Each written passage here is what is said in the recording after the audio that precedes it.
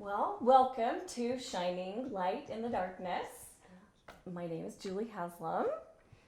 This is my cute husband. I'm the one that's married to her.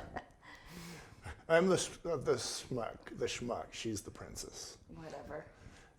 And we have Missy Larsen with us today, and I'm so excited. Missy is, I think I actually met you the first time in a hotel lobby. We did. Right? We did. So we were both... And we were both drawn to each other. Like, so, who are you? I was like, I need to know you. Yeah. Who are you? We were both waiting for an Uber. We were. To come. And we just It was started a leadership. talking. It was a leadership in California. Yeah. And we just started talking, and I think you had just started. I had been there not very long. Not very long. Just a few months. With Doterra. Yeah. So tell everybody what your exact title is at Doterra. Well, I'm VP of Philanthropy and Community Impact. And that just means that I get to do the best part of the whole business. I have the best job ever. yeah, everybody else works to make money, and you get to work to spend it And to in help whatever others. way you decide is most fun. Okay. Oh, it's the best. It is the best. And so I know I have actually, as a doTERRA wellness advocate, been able to access Healing Hands and, done some projects, and it's been so fun, a matching campaign. And so that's... And we're really excited because this year, as part of Pursue, we're announcing a whole new initiative, and we also have new tools that we will be offering to everybody to make it easier to connect to the doTERRA Healing Hands Foundation. So if people just want to do a little, they can do a little. If they want to do a whole lot, they can do a whole lot. But we're here to support them in their philanthropy. So if I awesome. wanted to, let's say I was, somebody living in Philadelphia, and I decided that I wanted to get involved in ending human trafficking or whatever it is. And I'm like, how do I do that? Yeah, there's lots of different ways. So if you want to be a voice, the best thing to do is get educated, which we have really exciting as part of this year's convention. We've got a great training for wellness advocates who signed up under the kind of the banner for the Project for Anti-Trafficking. Get educated and share that knowledge with your friends. Help them to see the signs around them because, as we know, human trafficking is in every state, right? And we can close our eyes to it, or we can understand what's going on, and we can know when to call in a tip.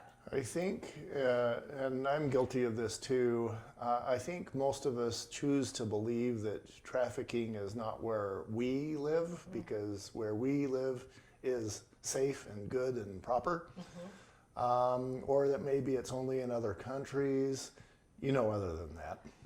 I know too well other than that. I actually served 4 years in the Utah Attorney General's office, and most of that time I was Chief of Staff to the Utah Attorney General. And so I was privy to a lot of investigations that never, that you don't see. You don't all the hear time about, in the media, right?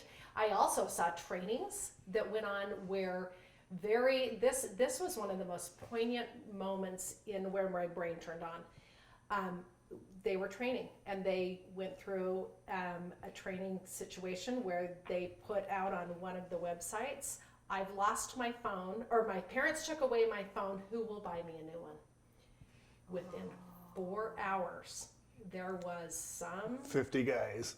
Or there was one guy in particular that came after this particular person. That gives me the chills. chills. Why do you need a phone? Oh, well, what will you give me for that phone? Well, can we meet for us to exchange that phone? And all of a sudden, this is training, but it led to somebody who was actually a perpetrator through the internet, and it was just through an online, I was like, that doesn't, wow. That was just a training. That was just a training. And somebody put that out there. It actually brought somebody, a real person, out of the darkness and said, hey, I'm here. I can give help you you. that phone. I can help you. What are you going to give me for that phone? And sadly, within those 4 hours, a naked shot of this man was sent to what he thought was an underage girl.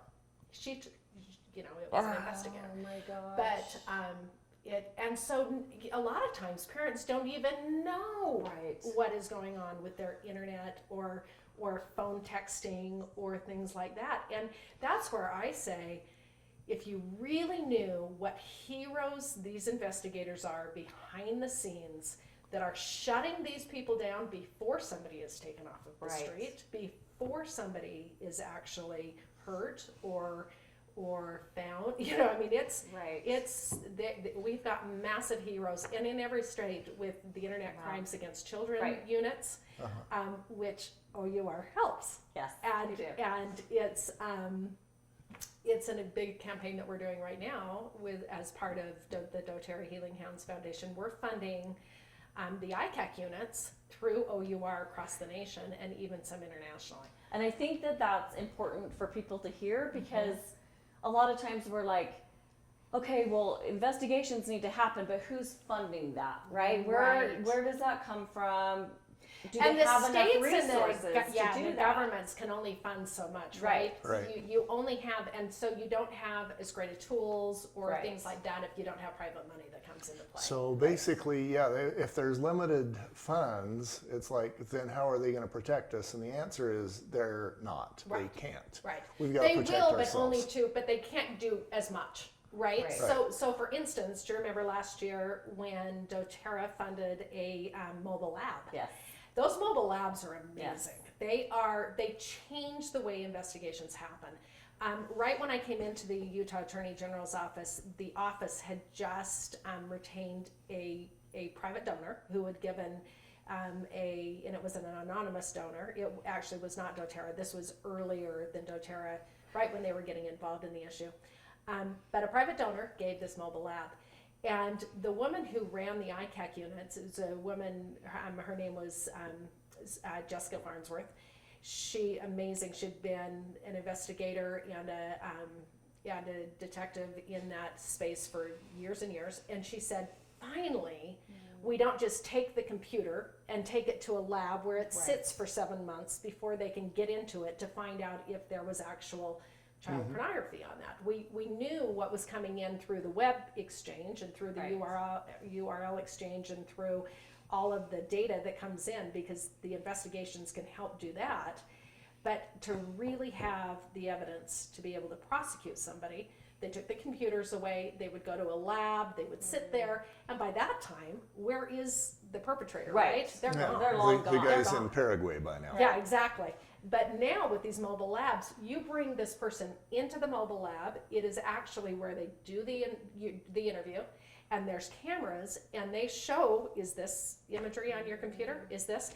And so many times the confession happens right there. then. The rights are read, and they drive away with the perpetrator and that's take them to awesome. jail. Right? Right, that's what needs to be happening. It's a difference of That window months is and just months. closed. Yeah, and it right? just closes it, I, and so that you can prosecute really the three people. I heard a story where when all this began, there was a guy who basically was on the police force, and he brought somebody in and arrested him, and he's like, yep, got that guy, and then turns out there's another guy and another guy and another one.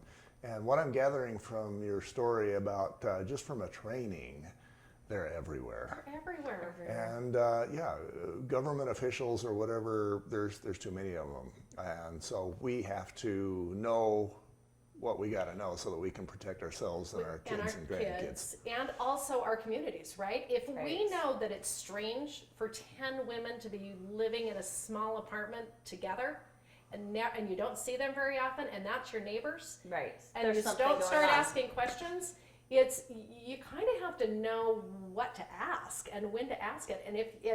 And I love it because the Utah Attorney General, Sean Reyes, always talks about this spidey sense. Right. And it's really that sense like, Right. something's Something's not not right right. here, and if you feel that, a lot of times you're right. And so just tip it, send it in. And there's a hotline there's that a people hotline. can call. Yes, and we'll have that on our website. We do right now. If you go to the Doterra Healing Hands Foundation Instagram and Facebook, we often put what that human trafficking hotline is. And during this week with Convention and Pursue, we will have that hotline there. It's easy to find. You can just Google human trafficking national hotline. It all goes to an agency back in Washington, D.C. It's a private organization called Polaris. Okay. Polaris has relationships with law enforcement throughout the nation. So if a tip comes in and they know that it's in Utah, they have a relationship with the Utah Attorney General's office, Perfect. which has the Secure Strike Force, which connects with the agencies throughout the state, and they know how to put that tip So through. that's the best thing to do. If you Yes. feel your spidey sense goes off, something Call is the weird, trafficking hotline. you call the trafficking hotline. Or call the police. Or If the it's police. Local police. Yeah, local police. Okay. If it is something that you feel like this is a tip that can't wait, call 911. I mean, they will get that. They will route it through. There's also each state. You can Right. look up, and each state should have a different hotline for their own states. But if you feel like it's just a little weird and you just want to tip it, and make sure that so that your conscience is clean, Right. then you You're can put doing that your tip part through. for your Yeah, and I community. think it's probably worth saying that I know in one case there was some tipsters who didn't tip because they were worried about being politically correct, Right. and that caused a lot of people to die. So maybe there's a certain there's 10 of this minority or 10 of that minority. I think you still make that phone call. You make the phone call because really then it's out of your hands and it's Right. in law enforcement's hands, right? You did your job. And then law enforcement knows about that, and then they know if there are 4 people tipping on that same thing, then it's obviously Right. It keeps So coming when to them. let's just say I called something in and Garth seen something weird and he called it in, there's multiple people. How does that show up in their So they will system? get it and they'll send it to the right agency, and then the agency will have obviously the information that comes in, and if it keeps coming to them, then they'll know okay, multiple people are bringing this to us and it looks strange. Yeah. Some of the cases within Utah, I mean, they're really the whole gamut. The massage parlors, there are different international groups that will bring in massage therapists of what they Right. say. They tell these women that they are coming here to work, and when they get here, they take their travel documents. Right. They restrict how often they're talking to their family. They tell them what they can tell their family. And then they put them, in these massage parlors and have them do things, which you can imagine. Right. And amazingly, it is like, there was one sting when I was there that it was 7 massage parlors that were connected. And when they pulled the women over to the office, I've never heard wailing like these women. It was the saddest thing. And it went on for hours. And as soon as they felt safe and that they could trust us, it came down. And then they just wanted out. And so we helped them get in touch with their families, their travel documents back, helped them get the information that we needed. But amazingly, one of the women that we thought was a victim was actually one of the leaders. Oh. And so she had them so scared because she had, she Right. was She had watching, control. Yeah, she had control of it. And so that was something where that investigation went forward. There's a lot of different ways that human trafficking, labor to sex trafficking, right? The Doterra Healing Hands Foundation, the work that we do from the foundation is really to support victims, to prevent, to rescue, or provide aftercare with Right. partners. But then also, if you just look at the Doterra model, it is amazing because labor trafficking is a massive deal Right. all over. And one thing I learned when I was at the AG's office from the Department of Justice is that they know that in any product, there's at least 6 layers of supply.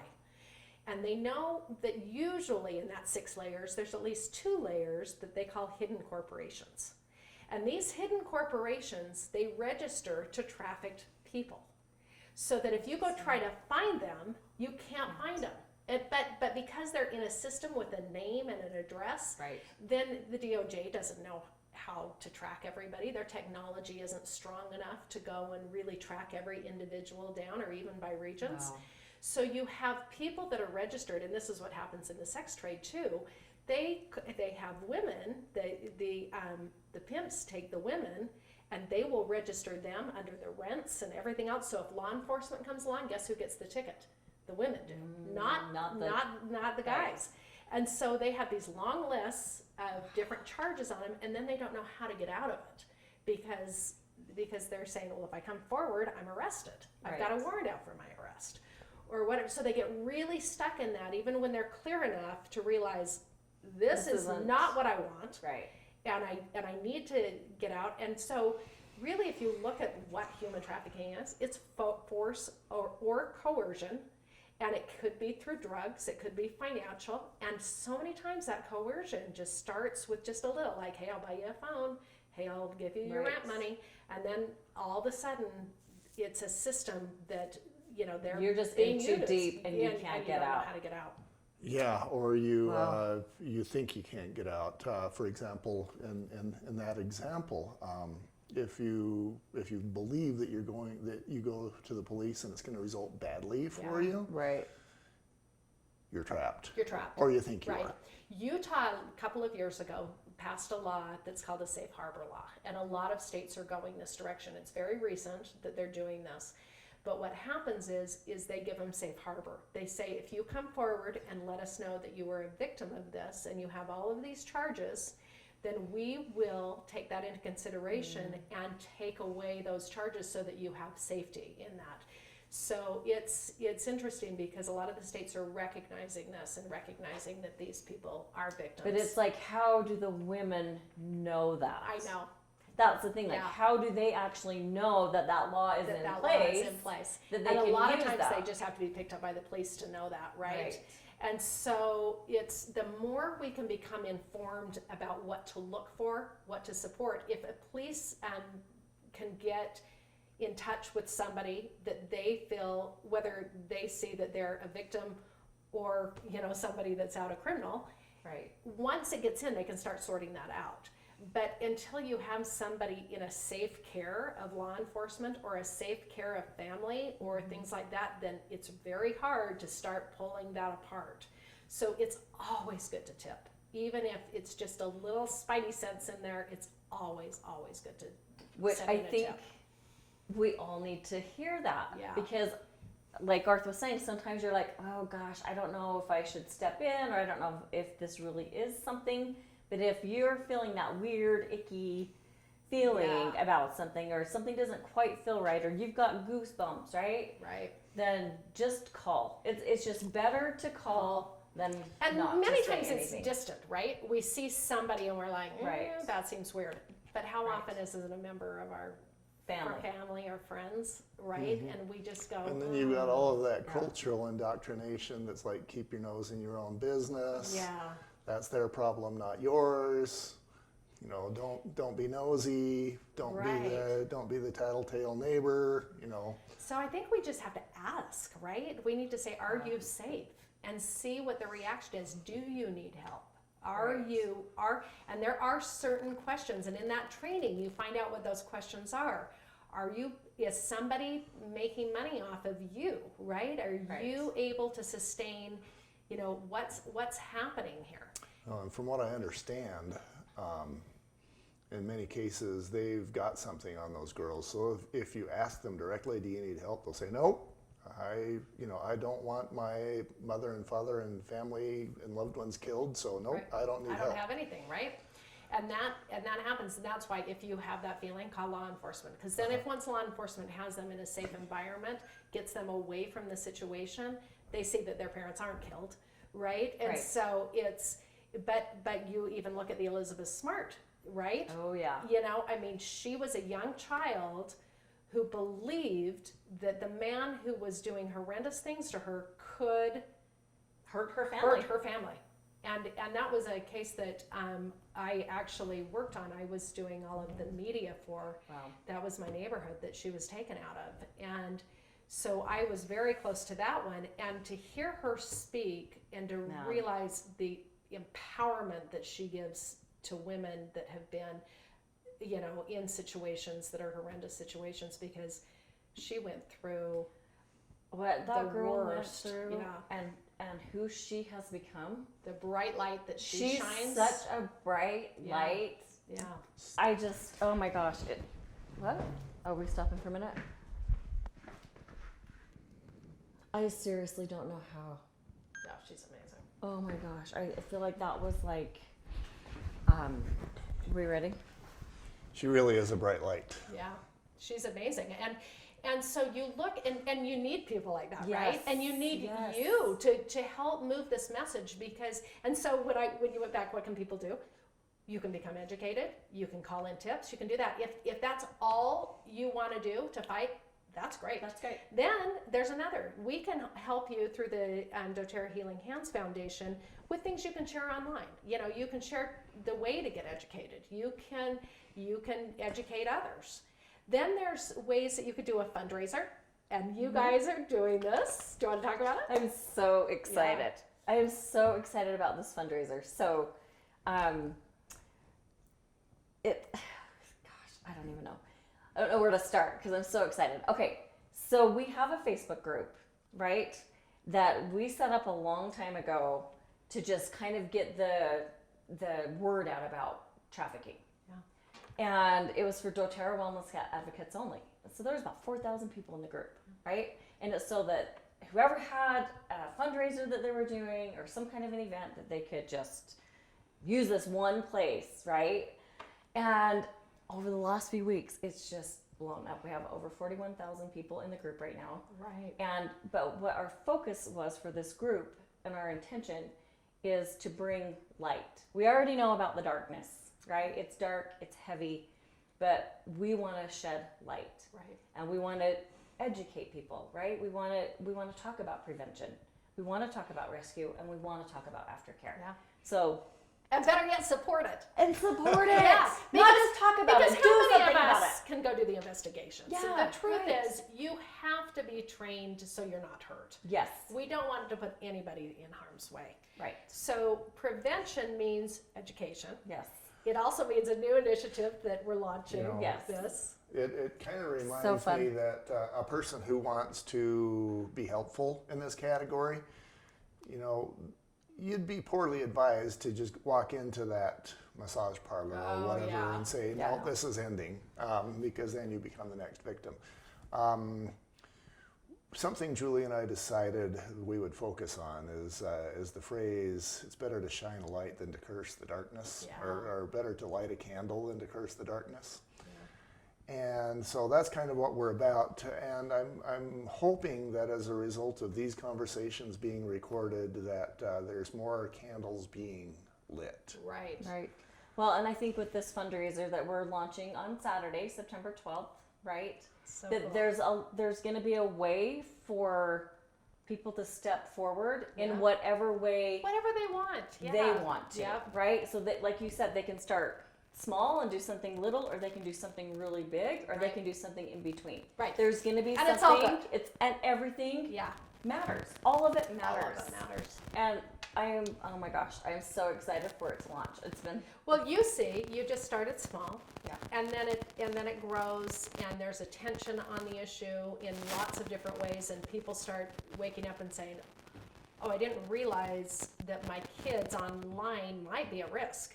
And here's a crazy thing: this scares everybody and makes you realize, "Oh, we want to help the investigators." The online, there are perpetrators that hide deep into those games. Yeah. So those games you level up, and our kids are the ones who are so good at those games that Right. they're leveling up.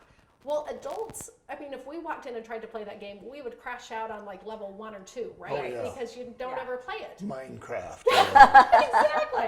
Exactly. So you never play those games. And Right. so you're like, well, I don't know how to get past level 2. I really am not good at this. And the kids come in and they're like, well, I'm on level 26. Right. And amazingly, these perpetrators spend a Oh, lot so of the- time to on get on level level 26. 26, right? Because they know Right. there are not There's no parents parents there. in 26. So Right. what we used to be told, watch out, do not be picked up off the street. Right. Don't take candy from a stranger. Exactly. Yeah. It's a different thing Different now. It's world. now you have to educate your children. If anybody asks you anything personal about yourself, you do not answer. You do not tell them Right. where you go to school. You do not tell them anything. Because you become friends with some of these people that you play with online all the Right. time. And so, interestingly, the Utah Attorney General's office used to employ teenagers to come That's in so smart. and just get it into To that to that point, and then they would hand it over to the investigators. That's smart. Yeah, it's really smart because the investigators. I mean, my have no idea. grandkids know things. I'm like, how on earth? They're little. They're 4. Yeah, You know, and they can work level my up to phone 10. better than I can. It's so true. So was these teenagers, and now what he's done is he has a youth task force, and they do all sorts of things. But some of it is just come in and get me leveled up. And, Right. And it's crazy because we don't think about that, right? No. We say, oh, our kids are They safe. just Oh, play the there's a game. million They're games. good, They're right? just on the games. Yeah. And what about the apps? I mean, a lot of times they don't even know they're on apps that could be used for negative ways. The kids don't. And sometimes they do know, and they're hiding it from people. Well, and I don't. There's one app in particular that I've just recently heard something horrible happened on, and a 14-year-old girl happened to see this, and this mom just posted. It's one of my friends, and it's on TikTok. Oh, yeah. And she's just like, get your kids off of that app. It's Yeah. it's horrible what's happening, and things are happening live. Well, on and the there, problem so- is because we don't get what other world that is. Right. I think because we didn't have it, right? I We mean, didn't grow up with that. We It's didn't grow like, up. We were outside running Yeah, around, we played right? kick the can outside. Exactly. And so we don't realize there's a whole nother world. My son, who's 26, tells me that he knows people who are making thousands and thousands of dollars. Just people subscribe to watch them play games. Oh, yeah. It's the weirdest world. It is Right, like that we live in. It's Like, like so why do you live want to there. watch someone else play a game? I know. But people, that's but they what pay. that's the Yeah, world they we pay- live in That's right the They now. pay world. well. Yeah. It's reality. It is reality, and a lot of those, are not incredibly risky. They figured out, but it just shows you it's different than what our age. So I think our age too, we're a little bit naive in what's really happening because we didn't grow up with this technology, right? We aren't aware of what can happen and how people can actually get into those apps. And into those games to actually 'Cause they're talk and open. interact with our children. Yep. And it's so that's scary. something that Todd Nielsen mentioned is if Yes. your kid is playing a game, sit down next to him, watch him. Yep. And then that accomplishes a couple of things. One is that it helps you to know who they're talking to and what they're doing. The other is it builds a connection with the kid. Yeah. Yeah. And you could and if you're a type of parent that wants to play along with them, at least you know where they're going. Like Yeah. who they're Right? talking to. Yeah, and like who who they're the talking people to. are in the game, And right? you Like know, who there's the that players whole are. thing. I heard the story of a child who thought that dad liked mincemeat. I can't even say it. Mincemeat sandwiches. Oh, yeah. And so for years, as a love language, the daughter would bring him mincemeat sandwiches. He hated them. But as a love language, he ate them. Oh my gosh. And in the same vein, maybe you hate playing Minecraft, Right. but you do it Yeah. Right. for two very good reasons. Yep. I would love to hear. So you said you've been involved in prevention as well as aftercare. I would love to hear a couple of your best stories. It's so cool because you have so with the Doterra Healing Hands Foundation, we have this hope model, and I we've talked a lot about this and this hope that you're helping to provide with this light and this shining the light. But the hope model is prevention, which is education. We're launching a whole new thing on Saturday when you launch about another prevention tool, which really, I'll give you a little hint. The highest risk people who are at risk at the highest level for human trafficking are those who are aging out of foster care or state-run facilities. So it could be orphanages, it could be foster care, and so we're launching an initiative to combat that, to get kids out of those systems. Is that 18 years old? 18 years old. There's a huge risk between 18 and about 25 in those gap years where those kids don't have the skill sets to go and make money and they have no way of living. So they turn to the streets. Well, and they don't also have a family unit, They just- right? That they just family don't unit, have they don't have that, so they're They're more so vulnerable. vulnerable, and possibly, mom and dad are in legal problems or in jail, and so they don't have connections to family. Right. And so that is the highest risk. And so we're doing something about that. I'm really excited. And Emily is going to announce that with a really awesome, so I'm excited about that. I'll let that be announced on Saturday morning. But then we have the rescue and Operation Underground Railroad, and also a couple of other partners. One particular, Engage Now International, which we did last year, an amazing rescue with their entity, Engage Now Africa.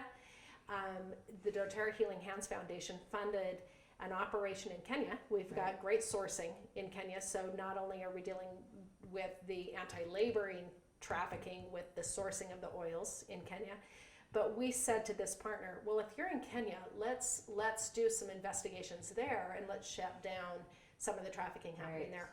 The craziest thing happened, and it was written up in Living. So if you get online and look at the spring of this year, 2020, Living Magazine. Living Magazine, look up under, it's called the Black Mamba Rescue. Okay. And you can read all about it, but I'll give you a little synopsis of it.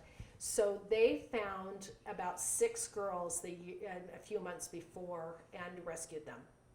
As they got talking to them and got into what was happening, it led them back to a Ugandan village.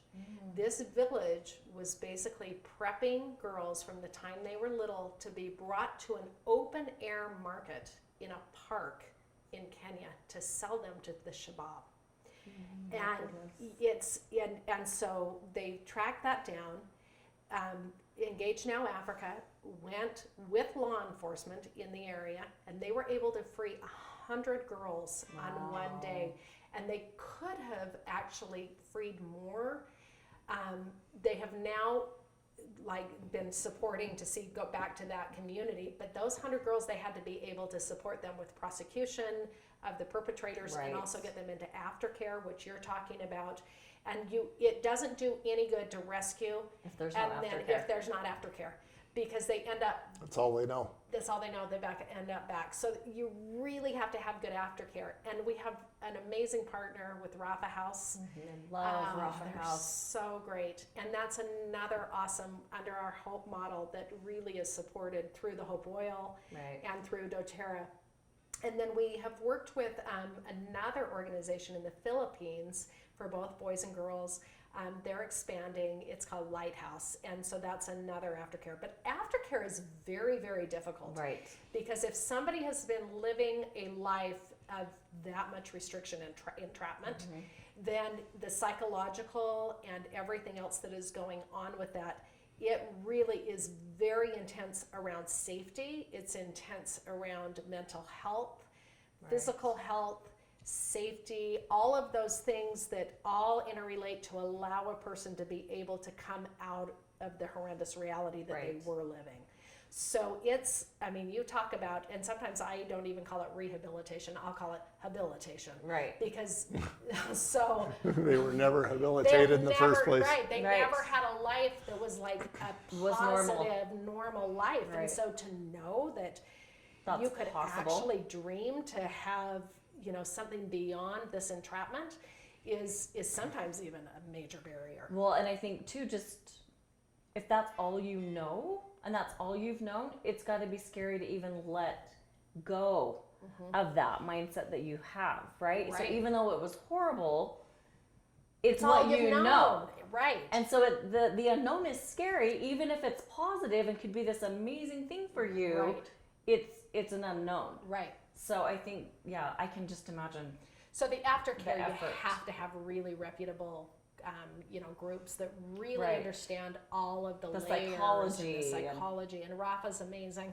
We have other, depending on where we are in different regions, like in Canada, there's the Covenant houses up there that are very good and supportive of those who are coming in off of the street to help them get back into a real life. The training, some of our other partners that haven't really been under that Hope umbrella, but under self, sufficiency and all of that. But Mentors International, just last year, there was a rescue that OUR had, And we worked with Mentors International for, did you see the Pearls with Purpose? Yes, the beautiful necklaces. Yes. And that was a skill set that was being taught to women who had been entrapped by human trafficking, and they were learning how to make this incredibly beautiful necklaces and jewelry, earrings, and then they had a skill set that they could make money. That's my question. I'd like you to color this a little. Have you met one person who was rescued and who succeeded with the aftercare? What did that look like? You know who was amazing, and there's a podcast on this. If you just look up on the Doterra Healing Hands Foundation, David Sterling, and actually a victim who works at Doterra. Really? Yeah, she's amazing. And she tells her story. Wow. And she is so courageous. Everybody go listen to that. You hear exactly how she got in. What's the name of the podcast? It's a Doterra podcast, and it's part of the podcast. So if you look up the regular Doterra Essential Oils podcast, we've done one as part of a Doterra Healing Hands series, and so we can get you the link on that, and you can share that. I'll share that out. It is amazing to listen to her. She is so courageous, and you just listen to her, and she's amazing. They have now prosecuted the guy who brought her into the United States and trafficked her out. He came onto her like he was this boyfriend, and he supplied all of these things for her, and then she got in the life, and she didn't, it was like she just was taken out of a village and taken down this road in the US. And she thought that he loved her and that he was there as a boyfriend. And all of a sudden he starts selling her, and but she tells this story much better than I can. But she is such a great example of somebody who is so courageous. She has now prosecuted him and gone through the process. She actually changed her name recently because she doesn't want to be known as the victim anymore, and she just wants to move forward. She's has gained an incredible skill set. She was working at Doterra in our member services. And she is really gaining a lot of momentum in life. She's going to be such an amazing imagine though what she can do, right? I know. So even though that bad, horrible thing happened to her, she can now be a light for so many others that are and you can trapped feel in it that. just through her podcast. It's like you just know this woman, as sad as her history is, she is a force for good. She's amazing. Oh gosh, I was so excited to listen to that. I'll send you the link. All right, I'll share that out too. I think I'd like to interview her. Yeah. Yes, I would love to interview her. That would be amazing. Yeah, she's amazing. Okay. Anything else that we haven't asked you that needs to be said? I think more than anything, just realize you may not have a lot of time. Right? And on any level of philanthropy, human trafficking may not even be your issue, right? You may have grown up in a situation that you are really understanding why clean water is the thing to solve humanity's problems. And so often it is. Right? How can you have a community without clean water? You're sick. You look at things going on right now, even within the Navajo Nation and some of the reservations. When you have 30% of a population that doesn't have clean water, then when COVID hits, it's a problem. There's a lot of deaths, and young deaths. And so, you look at it, global health might be your thing. Or we have 7 areas of focus in the Doterra Healing Hands Foundation. And those are empowering women, supporting children, disaster relief, which we're seeing is necessary right now. So necessary. People's houses and everything. And I don't think people understand how much Doterra actually gives back in those situations. Yeah. Well, and anybody can be a part of it. Like if something happens right in your community, then get online. You can qualify to get disaster emergency response kits and take them and share them with people. And we've done that before. We've just gone online and said, hey, if you want to, participate and purchase a hygiene kit, you can. And this is the cool thing about Doterra, though, is when you spend $25 for that kit, the full $25 goes to support that. That is an administrative amazing costs thing. are just absorbed into the corporation. People understand how rare that is. Right. It's So rare. Because if you take any nonprofit organization, and I started the Utah Refugee Coalition, there's money that has to go to administrative costs, Right. usually. Right. But with Doterra, they pay all of those administrative rights. They pay all of the legal fees. Right. They pay all of the registration fees, everything. In the tune of almost $4 million a year, Doterra funds all of the work that goes, my position, the staff, Right. the whole staff that supports the philanthropy and it is a big deal. It is a big deal. It's so cool that if you donate $25, $25 goes exactly to care and to aid to somebody who needs it. So real quickly, the disaster relief, if somebody has a hurricane in their area, please get online. Be our people that go and take these out to support Right. people. You don't even have to purchase them. You can just get them, take them to people, and be the light in those communities. Oh, that's awesome. Yeah. Isn't that cool? It's cool. And then also global health, which, I'm talking about on Saturday morning, the incredible medical facility that we're opening in Sanag, Somaliland. Cool. It is, Somalia? Wow. it's a health desert, has been. 500,000 people have never had access to health care, and Doterra has funded a full hospital. Whoa. Seven buildings, maternity care, the whole, all of Wow. it. And these people have never had access to health care. It is miraculous and amazing. And then clean water, and then self-sufficiency. So microlending through mentors and things like that. And so I just feel so blessed to work for an organization that puts their money where their mouth is. Exactly. That does it for pure intention. It's not made up. It is so clearly the hearts of the owners. They started way before they could afford to start to do this. And I think that's the one thing I want to leave. Don't wait. Because if it's a, Speaking of don't wait. Yeah.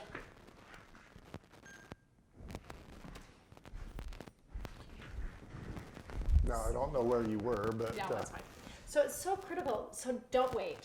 Because no matter what, if we've got a penny to give, that's sufficient. If we've got an hour to give, that's sufficient. If we've got 20 hours to give, then do it. You don't have to give everything. You don't have to solve every world problem. Right. Just do what your conscience is telling you to do. And if you do that, you're happier. And crazy enough, we did an assessment of Doterra Wellness Advocates last year and looked at those who are engaged in philanthropy and who are not. Those who are have, and these percentages you can see online, but a much greater percentage of the of their reach, of their commissions, the whole thing. It's the PV goes up. It's incredible because it's empowered by true intention of helping to be the light, just like you guys are doing. And you know this better than anybody. The more you give, the more you receive. Yep. And I just know the power of being on that side of philanthropy. And I just tell everybody, hey, give first, and the blessings just flow. It's true. Abundance. Right? It's about having an abundance mindset. Yep. And just knowing that whatever you give is going to come back to you tenfold. Tenfold. Easily. And it's sometimes it's hard because if we're feeling down, and I always say to myself, if there's a little kind of a day that is windy and dark. And you go, oh, I can't get out of bed, and then the first thing I think of, who can I help? Right. And How can I serve today? how can I look outward? And immediately you just shift your whole intention and whole where you're going with things, and life is so Well, and I much feel better. like it becomes about gratitude. Yeah. Right? For sure. It's And about do you gratitude. know that gratitude actually changes your neurobiology? Yes. So your brain actually changes with gratitude. There's so many studies on this right now. It's so amazing that when you have that gratitude, your brain follows. Yeah. And you become a healthier and happier person. Yep, it's true. I love it. That's interesting. Yeah, there are people who have light, and then there are people who kind of feel dark Yeah. to me. And I kind of have to stay away from those guys. Yeah. Yeah. But it is about gratitude. It is about living in a space of abundance and knowing that whatever you have to give will come back to you in some way. Yeah. You don't know what way that may be, right? But it just broadens your horizons. For And me, we're here it's like, at the Healing Hands Foundation to support that. yes, So because really our whole goal is to make you better philanthropists. yes, and I love it. That's so awesome.